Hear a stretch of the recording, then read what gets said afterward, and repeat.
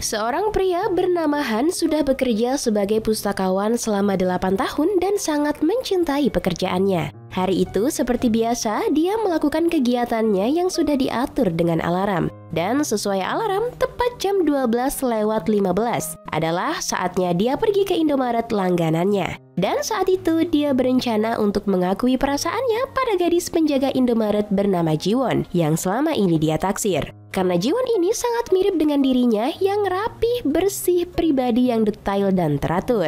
Ya, perlu ditekankan di sini, Han adalah seorang pria yang sangat detail dan teratur. Ia sangat fobia terhadap kuman dan hal yang berantakan. Ia bahkan menjalani kehidupan sehari-harinya dengan segala sesuatu yang sudah ia rencanakan hingga hari berikutnya. Ia sangat perfeksionis. 예, 언제나 그렇듯이 정확한 시간에 상쾌한 기분으로 눈을 떴고요. 가장 중요한 노트를 챙기고 오늘은 수요일. 예, 수요일엔 스카이블루. Tibalah ketika di mana ia ingin mengungkapkan perasaannya kepada Jiwon. Setelah menenangkan dirinya yang deg-degan, Han pun akhirnya masuk ke Indomaret dan meletakkan buku catatan hasil pengamatannya kepada Jiwon yang sudah dia buat selama 100 hari ke belakang. Tetapi yang dia kira di meja kasir Indomaret itu Jiwon, ternyata bukan Jiwon, tapi gadis lain bernama Sojung yang saat itu sedang menggantikan shift Jiwon. Han yang kaget dan panik akhirnya pergi dengan buru-buru dan meninggalkan buku catatannya tanpa memperdulikan Sojung yang coba memberitahu kalau bukunya ketinggalan. Dan itu adalah hari di mana apa yang direncanakannya meleset. Itu membuat om-om perfeksionis ini gundah gulana.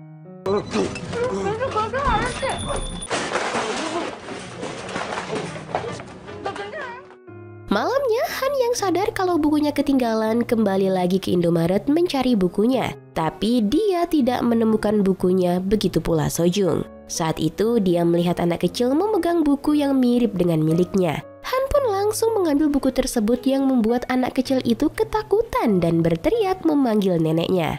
Han pun berusaha menjelaskan kepada nenek anak kecil itu kalau dia mencari seorang gadis penjaga Indomaret untuk mengambil bukunya yang ketinggalan. Akhirnya, anak kecil tersebut memberitahu kalau gadis yang dicarinya itu adalah bibinya dan sekarang dia sedang bekerja di sebuah klub. Han pun datang ke klub dan melihat Sojung yang sedang bernyanyi di klub itu. Sojung yang telah selesai membawakan lagunya akan menyanyikan lagu barunya yang berjudul Plan Man atau Pria Terencana, yang ternyata lagunya adalah tentang Han. Sojung pun kaget karena melihat Han ternyata ada di sana. Dia pun menunjuk Han dan bilang kalau itu adalah pria terencana yang ada dalam lagunya. Semua pengunjung klub pun melihat ke arah Han. Han yang malu pun berteriak kesal kalau itu adalah masalah pribadi dan pergi meninggalkan tempat tersebut. Sojung yang melihat Han terlihat kesal, mengejar Han dan meminta maaf karena telah membaca bukunya tanpa permisi. Han tidak memperdulikan Sojung dan terpaksa berhenti saat Sojung menariknya. Han pun mengambil bukunya yang masih dipegang Sojung dan menyemprotkan disinfektan ke bukunya untuk menghilangkan kuman dan kemudian Han kembali pergi meninggalkan Sojung. Sojung yang tahu kalau Han naksir ke Jiwon dari buku yang dibacanya pun berteriak kalau dia bisa memandu Han bertemu dengan Jiwon karena dia dekat dengan Jiwon. Han yang tertarik dengan perkataan Sojung pun berhenti dan balik mengejar Sojung yang pergi meninggalkan Han. 내가 도와줄까요? 나 지원 언니랑 엄청 친한데. 진짜.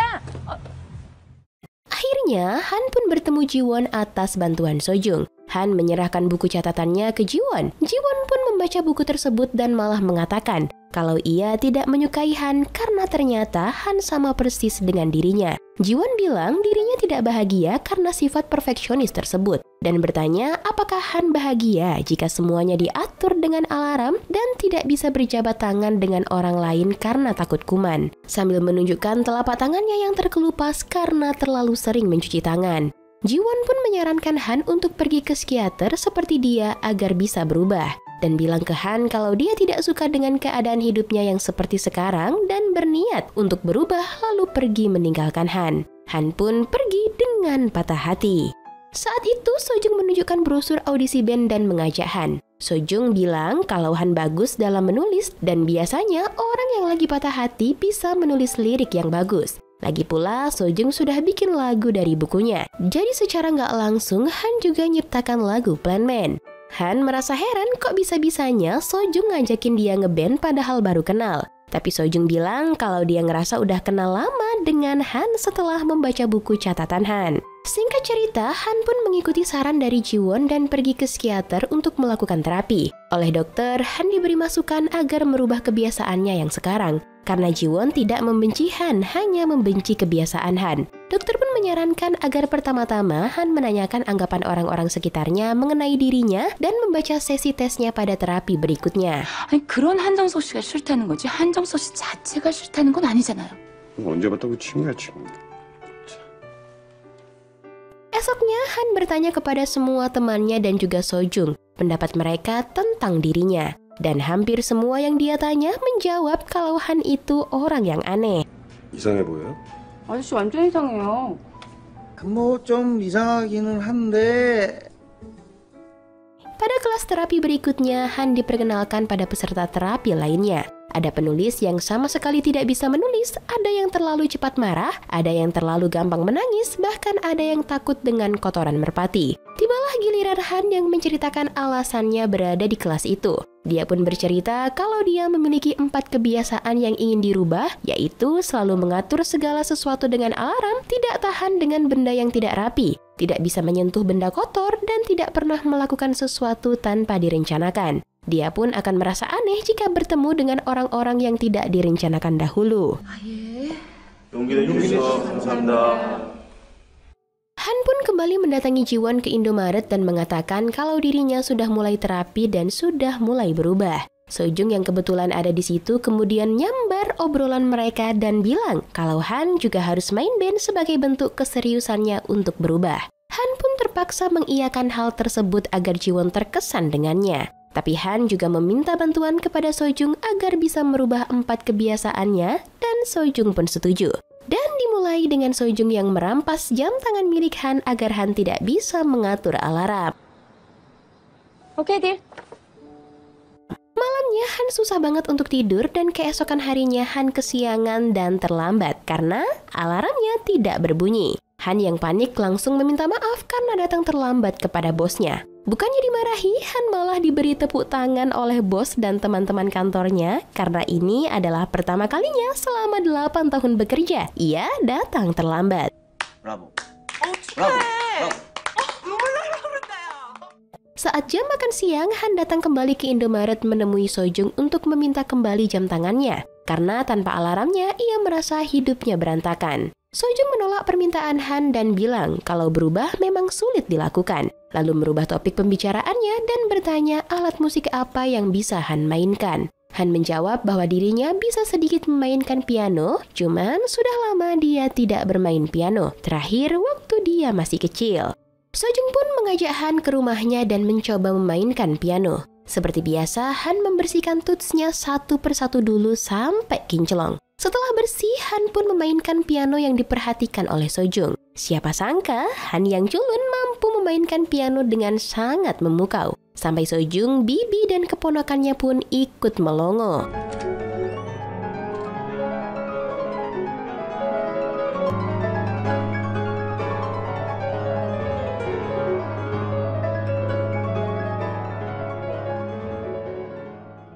Saking senangnya, Sojung memeluk Han dengan erat. Bukannya senang dipeluk cewek cantik, Han malah ketakutan dan lari terbirit-birit ke tukang laundry. Tentunya ini dikarenakan fobianya terhadap kuman. Sojung hanya diam saja dari jendela melihat kelakuan aneh Han. Scene berlanjut pada suatu malam, Sojung mengajak Han untuk minum di salah satu kedai. Lalu dengan keadaan sedikit oleng karena mabuk, Sojung bercerita tentang lagunya yang berjudul Pria Beristri. Ia mengatakan kalau lagu tersebut dibuat berdasarkan kisah nyata, kalau dia dulu pernah mencintai seorang pria yang ternyata sudah memiliki istri.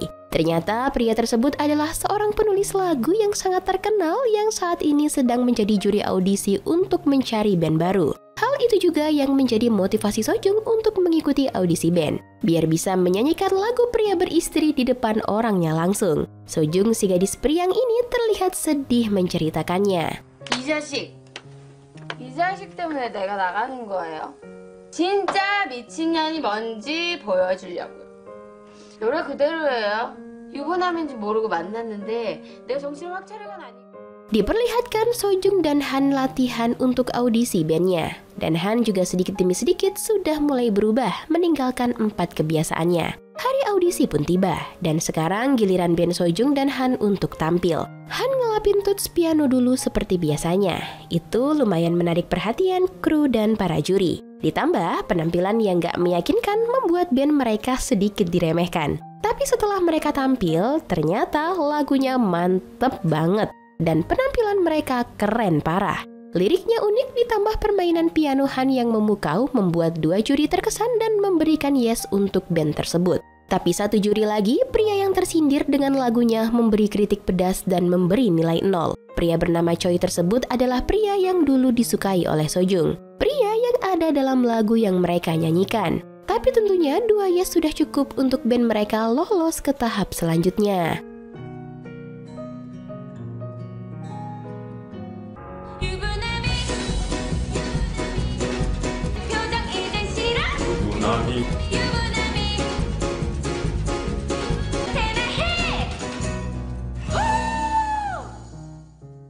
아쉽지만 전 불합격드리겠습니다. 합격드리겠습니다. 다음 2차 때 뵐게요. 감사합니다. Esoknya saat datang ke kantor, Han disambut oleh teman-temannya. Semua temannya tidak ada yang menyangka kalau Han yang culun ternyata punya bakat yang besar. Ternyata audisi band kemarin viral dan membuat semua orang tahu siapa Han sekarang. Termasuk seorang presenter reality show yang dulu pernah berhubungan dengan Han waktu kecil, yang kini karirnya sudah tidak jelas. Presenter itu datang ke kantor Han dan memanggil Han dengan nama kecilnya. Han pun bilang kalau presenter itu salah orang. Han terlihat marah ketika bapak tua ini mengungkit masa lalunya. Kemudian diperlihatkanlah flashback seorang anak jenius dengan IQ 200, yaitu Han kecil yang digadang-gadang akan menjadi masa depan Korea Selatan. Setelah ketemu dengan presenter tersebut, Han menemui Sojung dan tidak mau melanjutkan audisi band dengan alasan gak suka menjadi pusat perhatian banyak orang. Meskipun agak sedikit kecewa, tapi Sojung pun setuju karena motivasinya hanya ingin menyanyikan lagu pria beristri di depan orangnya langsung. Mereka berdua kembali ke Indomaret karena tas Han tertinggal di sana. Sesampainya di Indomaret, ternyata Sojung sudah ditungguin sama Choi yang marah-marah karena lagu audisi kemarin. Sojung pun bilang ke Choi kalau dia bakal ngundurin diri dari audisi, jadi nggak usahlah khawatir. Han yang gak tega melihat Sojung dimarahin sama Choi akhirnya datang membela Sojung. Dia yang tadinya gak mau melanjutkan audisi malah bilang ke Choi kalau mereka akan lanjut audisi. Saat keadaan semakin memanas, tiba-tiba Jiwon datang dan bikin Choi jadi pergi meninggalkan mereka. 걱정 말아요. 미차 안 나갈 거예요. 아니 혹시 너 아직도 나 좋아하니? 이제 나갈 건데. 나가.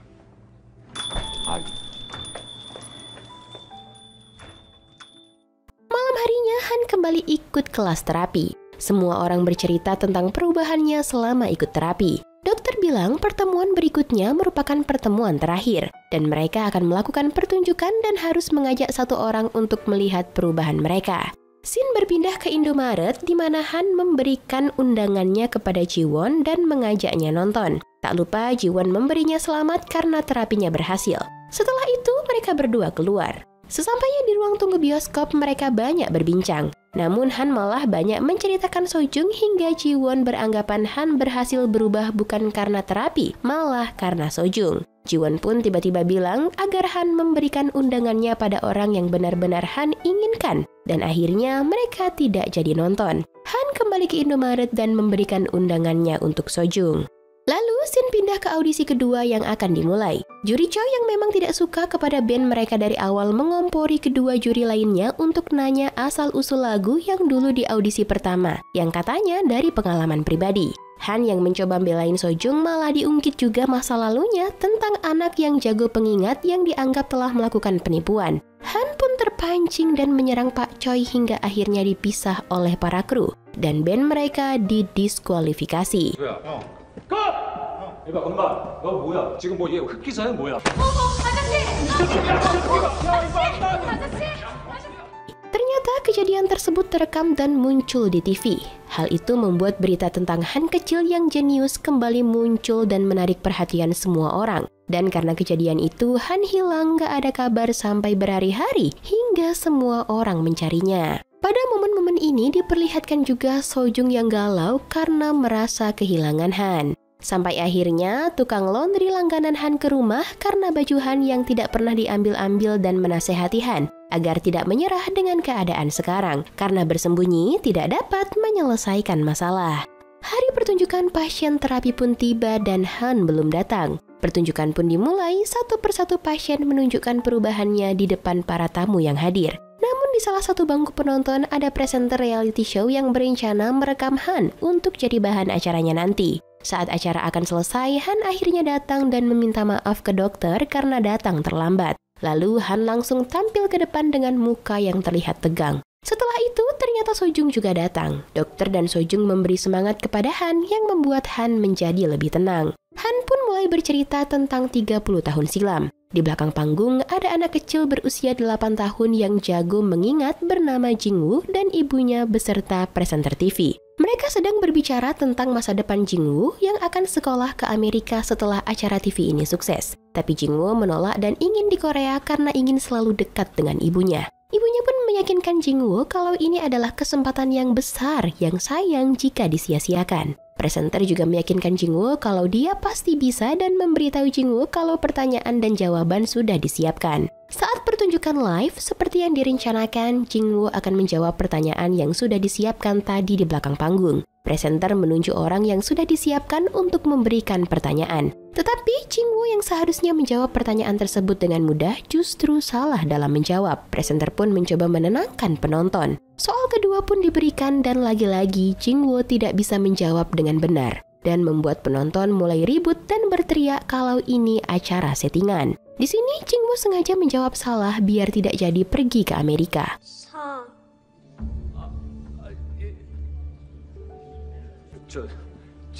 진욱은 다시 한번 잘 생각해봐요. 지금까지 사기친 거 아니야? 생방송 중에 그런 말씀하시면 안 됩니다. Saat Jingwoo dan ibunya pulang, mereka bertemu penonton yang julid terhadap mereka. Ditambah pertanyaan wartawan yang membuat Jingwoo ketakutan dan lari sambil menangis. 처음부터 사기였단 말이야. 전 국민이 사기라고 알고 있는데 지금 어떻게 하세요? 언제부터 계획? Ibunya yang coba mengejar Jingwoo terpeleset karena silau dengan flash kamera dan jatuh dari tangga sampai akhirnya meninggal. Kejadian itu dilihat langsung oleh Jingwoo yang merupakan Han ketika kecil. Ternyata selama ini Han menjadi seperti itu adalah demi bisa selalu menjadi anak baik dan menuruti apapun yang pernah disuruh oleh ibunya. Mendengar cerita tersebut, semua orang yang ada di situ pun menangis. Juga Han yang tak kuasa menahan air matanya. Sambil menangis, Han meminta maaf kepada ibunya dan berjanji akan selalu menuruti semua kata-kata ibunya. Dokter pun berusaha menenangkan Han. Dokter mendekat dan berubah bayangan menjadi ibu Han dan berkata dialah yang seharusnya minta maaf karena tidak mengerti perasaan anaknya dan akhirnya mereka pun berpelukan. Presenter yang tadi niat merekam Han ternyata mengurungkan niatnya itu dan membiarkan Han hidup tenang karena tersentuh dengan cerita Han.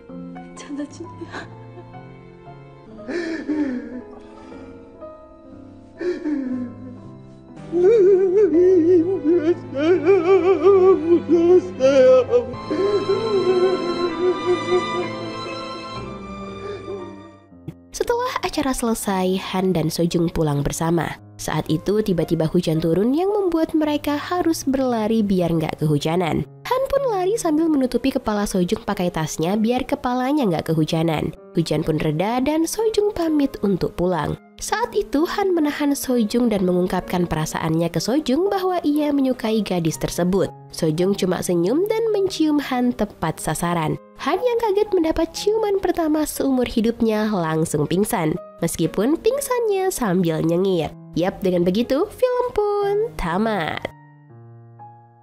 뽀뽀 처음이에요? 아저씨! The Plan Man atau Bull Run Man merupakan film Korea Selatan bergenre komedi romantis yang rilis pada tahun 2014. Film yang mengusung cerita ringan ini sukses membuat penontonnya tertawa dan terhibur. Selain menghibur, The Plan Man juga menghadirkan sisi absurd dari kisah cinta karakternya. Dari awal kelihatan kalau Sojung sudah ada perasaan dengan Han. meski Han juga terang-terangan menyukai Jiwon. Tapi akhirnya seiring berjalannya waktu, Han pun menyukai Sojung. Berarti benar terbukti ya guys, kalau perasaan cinta itu bisa berubah dan tumbuh seiring berjalannya waktu, dan karena sering bertemu. Disutradarai oleh Sung Si-hoop, film bergenre komedi romantis ini dibintangi oleh aktor senior Jung Jae-yong. Di sini dia beradu chemistry dengan aktris cantik Han Ji-min. Untuk kalian yang suka dengan film kocak dan sedikit aneh tapi ringan dan cocok ditonton rame-rame, film The Plan Man wajib dan harus kamu tambahkan ke dalam list tontonan kalian ya. Oke, masuk pada penilaian. Biro Perfilman UBR Media memberi rating film The Plan Man 7,3. Like dan share ke teman-teman tersayangmu agar mereka juga ikutan nonton film keren ini. Dan jangan lupa subscribe channel UBR Enthusiast. Terima kasih banyak dan bye-bye.